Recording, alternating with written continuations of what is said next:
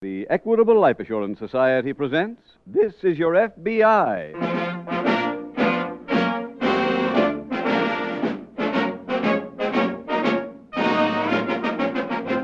This is Your FBI, the official broadcast from the files of the Federal Bureau of Investigation. Presented transcribed as a public service by the Equitable Life Assurance Society of the United States and the Equitable Society's representative in your community.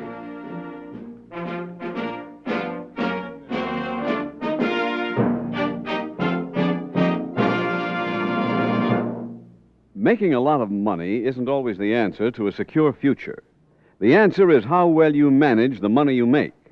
Most people with average income can protect wife and family, guarantee their youngsters' education, own their own home, and provide for comfortable retirement. How?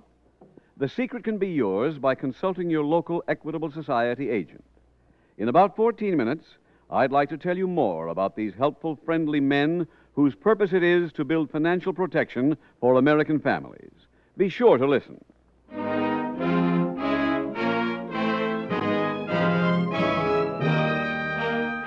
Tonight, the subject of our FBI file, auto theft. Its title, The Respectable Felon.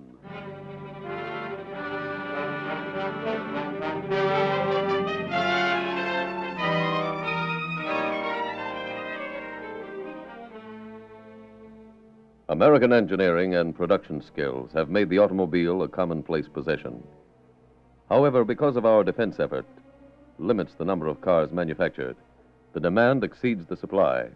When that situation exists, whether the article be a car, a food, or anything else, the criminal takes the opportunity to satisfy part of the demand.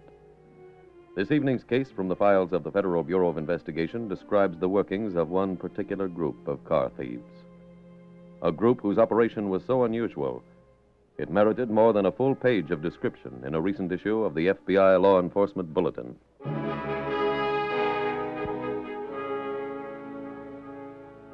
Tonight's FBI file opens on a highway in a western state.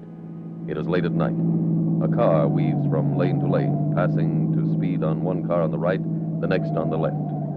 This is the American male behind the wheel of his car, the man who knows about accidents. But accidents are things he reads about in the paper when they happen to someone else. Instead of starting on his trip a few minutes earlier, he is conceited enough about his driving to know he can pick up those few minutes by driving a little quicker than usual. A little quicker each time he gets away with it. For there are men who do get away with it until the law of averages catches up to them, as it did to the man in this car.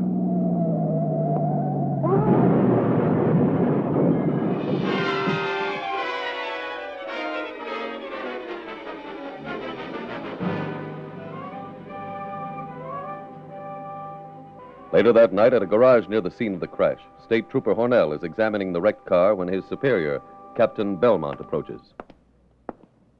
This all that's left? Yes, Captain. How many people were in it? Just the driver. He was still alive when I pulled him out, but he died in the ambulance. Any identification on him? No. I sent the license plate number to the Motor Vehicle Bureau, but they may not be able to help us. How come? Well, this must have been a stolen car. After I wired motor vehicles, I found that a new motor number had been stamped in. You checked the number against that stolen car sheet? It's not listed. Here's a new number. How about the original motor number? Too mutilated to read. I have that section removed and sent to the FBI laboratory. Maybe they can help. All right. In the meantime, I'll get a copy of the dead man's fingerprints and try to find out who he was.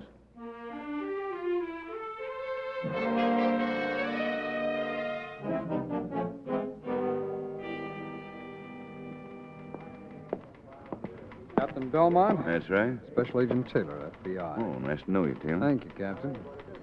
I've got a report here from our laboratory on those motor numbers you sent in. The original numbers were on record in our files. Good. There's a chance this ties in with a ring that we've been trying to crack for some time. Oh? Pardon me, Captain. Yes, Hornell. I got an identification on the dead man. His name was Leo Murray. You find out anything about him? He lived just outside of Decatur. He was married and had a good job at the Decatur bank. Would you know where he got the car? No. The Decatur police went to Murray's house for us, but his widow's been under a doctor's care since the accident. The doctor said we could question her tomorrow morning. The Decatur police tell you anything about Murray? Well, he had no record. and his accounts at the bank were even to the penny. Doesn't sound much like a member of a stolen car ring. No, but I think we ought to talk to Mrs. Murray anyway. Well, I'm afraid that Hornell and I'd be tied up all morning. You mind handling the interview alone? No, not at all, Captain.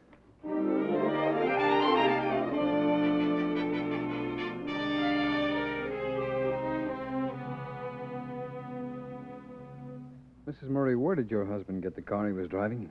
He bought it When? last month. Why do you want to know? The car was stolen 2 months ago. Oh, From whom did Mr. Murray buy it? I don't remember the man's name. Was it from a private party? Yes. There was an ad in the paper. I wonder if I could see your husband's canceled check. Oh, he paid cash. The man said he needed the money right away, and that's why he sold the car so cheap. I see. What did this man look like? Well, I never saw him, but he met Leo downtown. Your husband have any suspicion that the car might have been stolen? Oh, no. Why do you ask? Because of the way he drove on the night of the accident. The state trooper chased him quite away at top speed. Oh, that was partly my fault. Oh? Well, he had to be in San Francisco on business that next morning, and instead of leaving right after the bank closed, he came home and had dinner with me. How did Mr. Murray contact the man who sold him the car?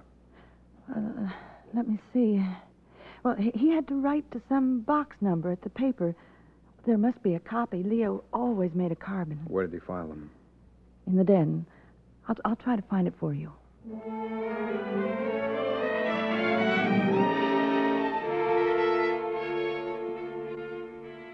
Mrs. Murray located a copy of the letter.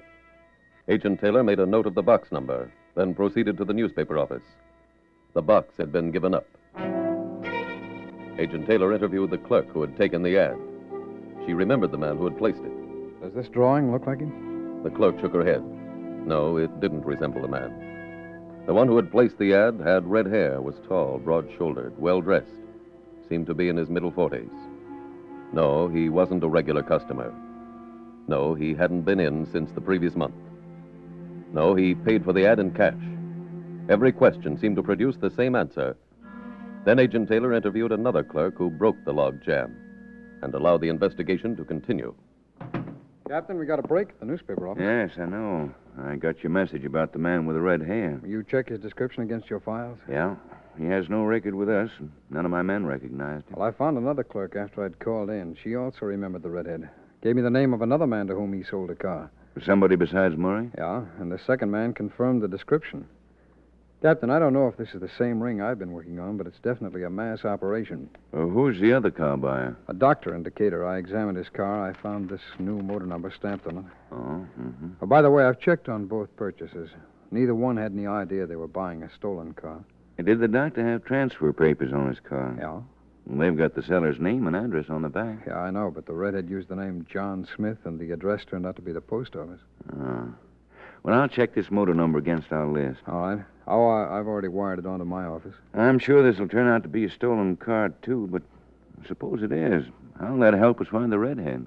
When I called my office, I asked them to teletype the new motor numbers on both cars to our Detroit field office. What for? Well, if we can trace each motor number from the time it left the factory, we might find out how the redhead got them.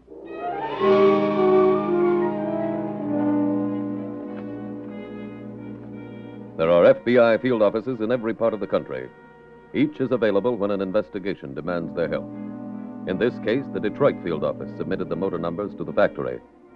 The following morning, they reported that one of the cars had been delivered to a sales agency in Chicago, the other to an agency in San Diego. Those field officers were requested to follow up. A few days later, Agent Taylor returned to see Captain Belmont. Captain, I've got a report on that first stolen car. Good. It was bought from a sales agency in Chicago by a young soldier. He was transferred to Denver, took the car with him. When he got shipping orders for overseas, he sold the car to a used car lot. In Denver? Yeah. Our field office there checked. The lot's operated by legitimate people. Mm-hmm. Their records show the car was sold to a man from Fresno and 3 months ago was repossessed. And taken back to Denver? No, the finance company sold it to a lot in Oak City. We're getting a little close to home now. Well, that's run by a legitimate businessman, too, though. Oh, I see. A Mrs. Wilson was the next owner. She had the car about a month, and it caught fire. Burned so completely, the insurance company declared the remains a total loss. The insurance company disposed of the wreck to a junk dealer in Oak City named Parker. Parker. I don't think I know him. Well, the Oak City police give Parker a clean bill of health. But if everybody who owned the car was legitimate and it wound up on a junk heap, how did the redhead come by it? Well, that's the part we've got to find out. Taylor, Oh, yes, Ornell? teletype coming in for you. Thanks. Excuse me, Kevin. It's from your office. Thanks very much. Oh, it's the report on the second car. Mm-hmm. Quite a few owners. So I see. Hey, this car was wrecked and declared a total loss by the insurance company, too. The same company? No. But look at that next line. The wreck was sold to the same junk dealer in Oak City.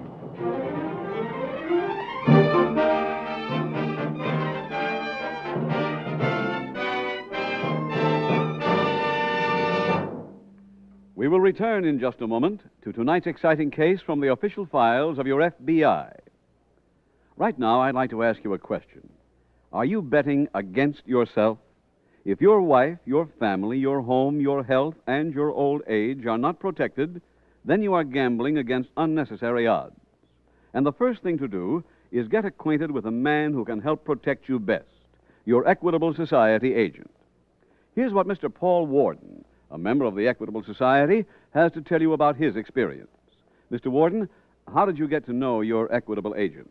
Why, through this program, Mr. Keating. You see, I was worried about the future, about what would happen to me.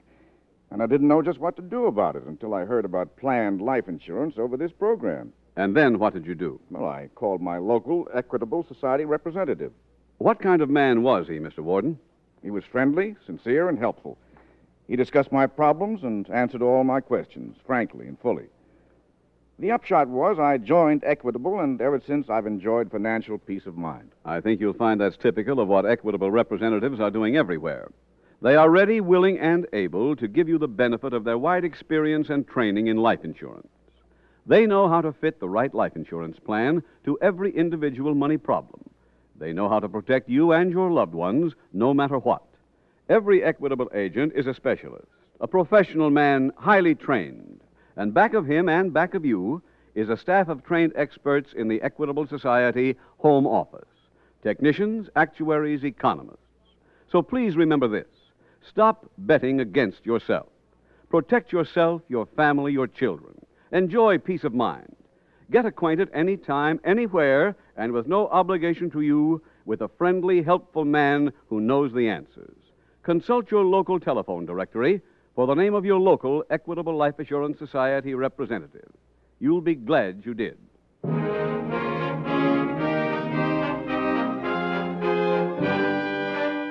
And now back to tonight's FBI file, The Respectable Felon.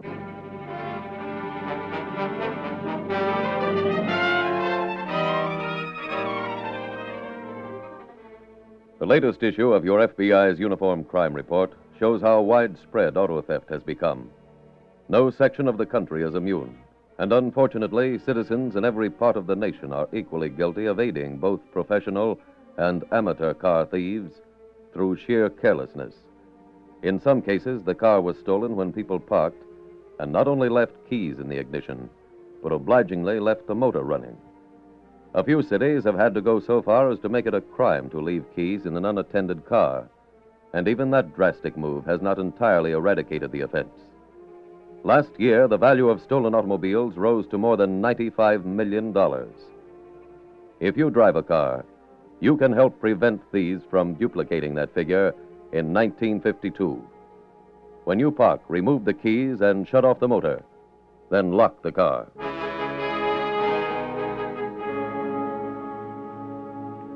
Tonight's file continues at Parker's Junkyard in Oak City.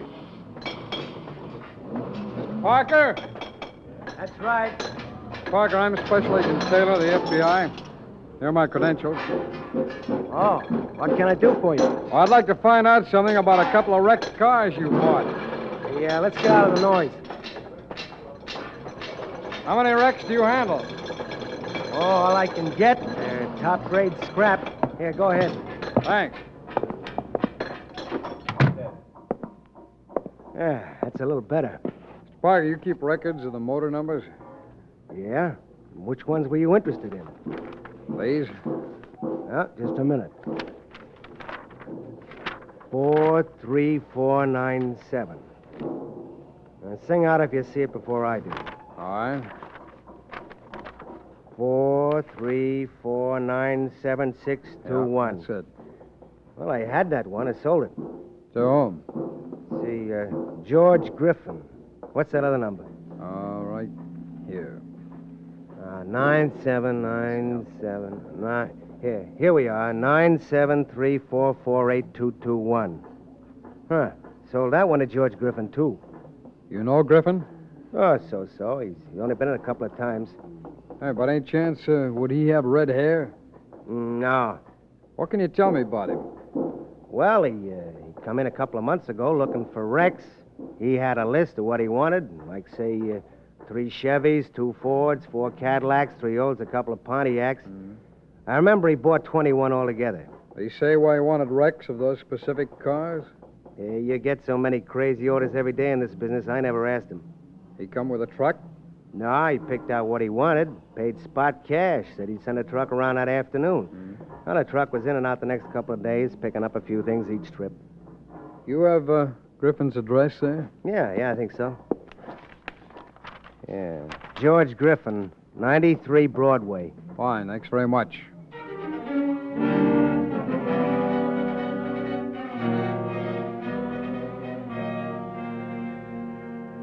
Have a chair, Mr. Taylor. Make yourself comfortable. Thank you, Mr. Griffin. Like a cigar? No, thanks. I wonder if you'd mind answering a few questions for Not me? at all. I understand you bought quite a few wrecked cars a couple of months ago. Wrecked cars? Yeah, from a junkyard named Parker's. Oh, yes, that's right. I make so many deals, it's hard to remember all of them. These cigars are made special for me. Sure you won't change your mind? No, thanks. What did you want those wrecks for? I must have sold them to somebody. Mr. Griffin, what business are you in? Just what it says on the door, brokerage. Without men like me, the wheels of commerce couldn't turn. What do you deal in? Anything. Now, suppose you wanted, 50 tons of Brazilian coffee, and you didn't have the dollars, but you did have enough Swiss watches to cover the deal. Yeah? Well, I'd find somebody with coffee who wanted watches, get a commission from each side, and make everybody happy. Say, maybe you'd like a drink. No, it's a business call, Mr. Griffin. Well, a man might as well enjoy his business. If he doesn't, he ought to change. Can you tell me who you sold those wrecked cars to? I was afraid you'd ask me that. Afraid? While we were talking, I remembered what happened on that deal. A stranger walked in off the street and offered me a 20% bonus if I could find him certain wrecked cars within 24 hours. Who was this stranger? He did tell me his name. For the life of me, I can't recall it. I see. He paid cash in advance, waited here while I went out and shopped to fill his order, then he left. And whose truck picked up the wrecks? His. Where can I find this man? I have no idea. Is that the first time he did business with you? First and last. And what does he look like? I really don't remember him too well. Or tell me, would you know where the truck delivered those wrecks? Well, if I knew that, I could probably tell you where to find the man. Why do you ask about him? I'm not at liberty to discuss that. Don't tell me he's mixed up in something shady. Well, I don't know, Mr. Griffin. But I'm sure going to keep trying to find out.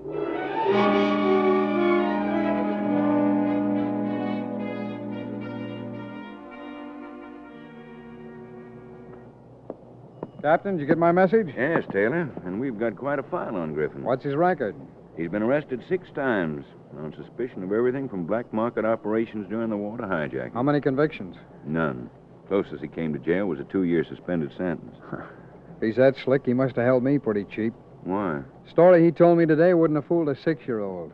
What they're obviously doing is stealing cars first, then buying wrecks of the same make so they can use a clean motor number. Some of the cars are stolen in other states. Mm-hmm. You know, for an operation that size, they'd need a pretty big place to work on those cars.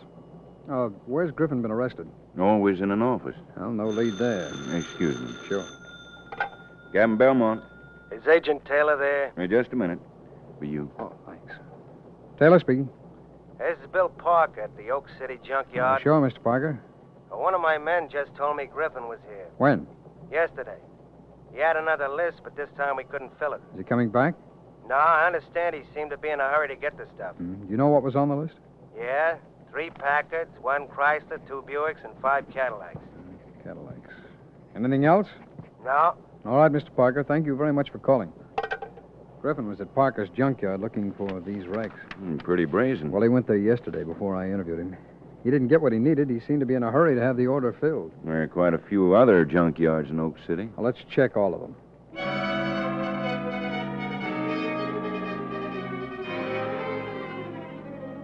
It seems a simple matter to decide to check every junkyard in a particular area, but the various steps take time. First, a list was made by Agent Taylor and Captain Belmont. Then each yard was called. A few made the same report that Parker had. Griffin had been in the day before, but hadn't obtained what he wanted. Finally, one yard reported that Griffin had been in on the previous day and had made a purchase. They also reported Griffin's truck had been in and had just left. Captain, when Griffin's truck was here, it was parked in that corner. Let's look around over there, huh? Right. The owner identified the truck and told me the driver had company. Our friend, the redhead. Hey. That ties Griffin and the redhead together. He fill his whole order? No, not quite. And then we better cover the other yard. Oh, I called Hornell. He'll finish checking the list for us. Good. Griffin's truck must have hit that wall pretty hard. Why? Well, the owner told me that chunk there was knocked out of the wall by the truck. Oh. He didn't happen to make a note of the license number, did he? No, but he added a few details to what Parker told us. Truck's a 10-ton Cleveland Special. Big job. Yeah. Well, if this wasn't gravel, we'd have gotten some tire tracks. Wait a minute. Look, there's a heel print. Where? That lump of clay there. Yeah. Nice clean one. Yeah, but every shoe store in town sells this brand. Well, let's keep looking. Hey, Captain. Yeah? You notice there's quite a few of these lumps of clay around here, but they're only in this corner of the yard. Say, that's right. They must have been knocked off the truck when it backed into the wall. Yeah, could be. Hey, they're fresh, all right. You can feel the dampness. It hasn't rained here for days. You check the Weather Bureau and get a list of the places in this area that have had rain? Oh, sure. Fine. Sure. I'll pick up a few of these lumps and send them on to the laboratory.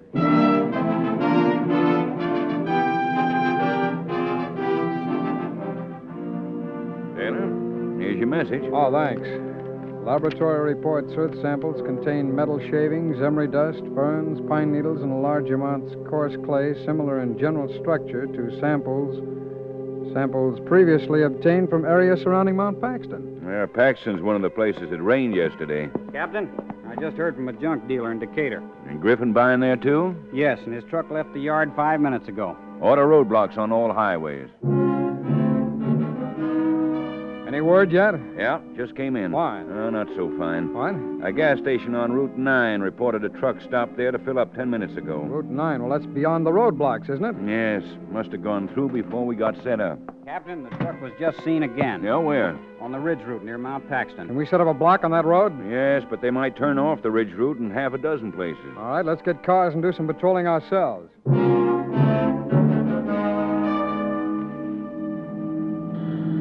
Nothing on Road 3. No trucks over here either. Hornell, how about the back road? No traffic at all. Hey, I just spotted something. Where? Dirt road across the ravine. Wait till I get my glasses on it. Can you pick it up? That's behind some trees. Coming into the clear now. It's a truck. Griffin's? I'm not sure yet. Yeah, it's Griffin's truck. We'll cut over there and meet you.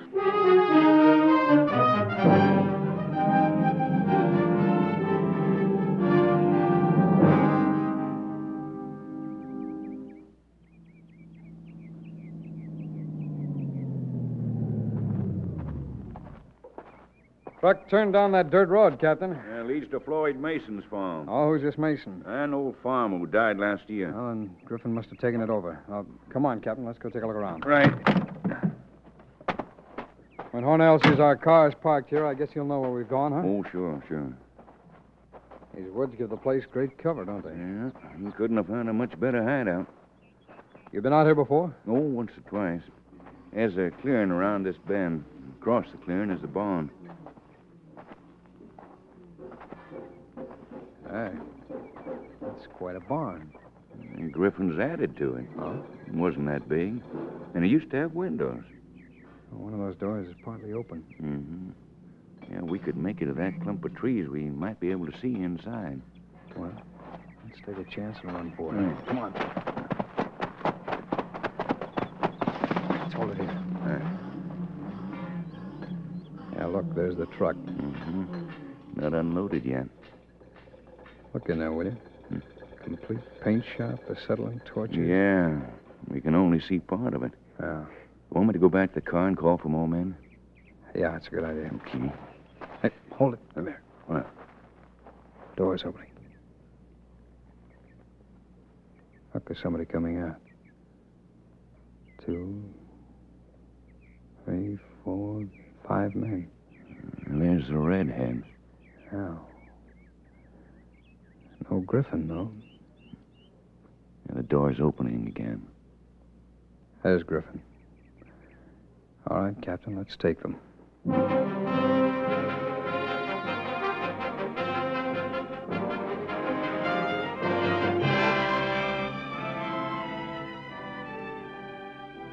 George Griffin and his accomplices were found guilty and sentenced to substantial terms in the federal penitentiary.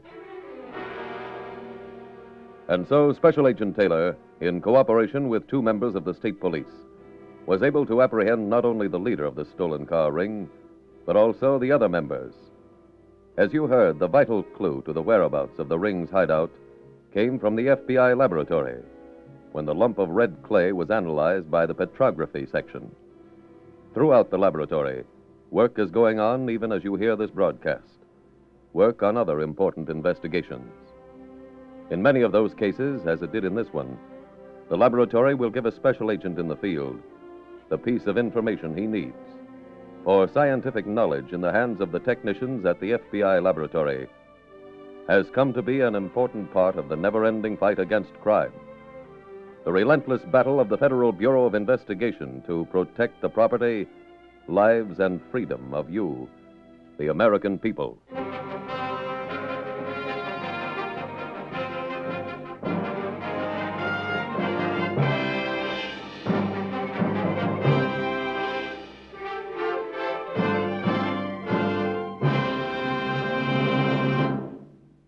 Today and every day in the year, scores of Americans sign their personal Declaration of Independence from money worries.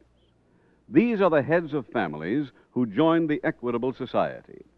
If you, too, want protection for your wife and family, if you want to assure your children's education, if you want to enjoy a comfortable and independent old age, get acquainted with the man who knows best how to help you. No matter where you live and without obligation, consult your local telephone directory for the name of your local representative of the Equitable Life Assurance Society of the United States.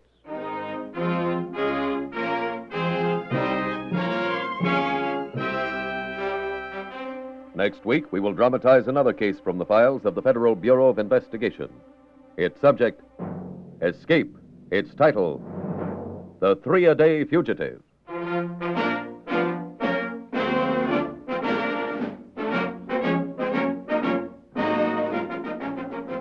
The incidents used in tonight's Equitable Life Assurance Society's broadcast are adapted from the files of the Federal Bureau of Investigation.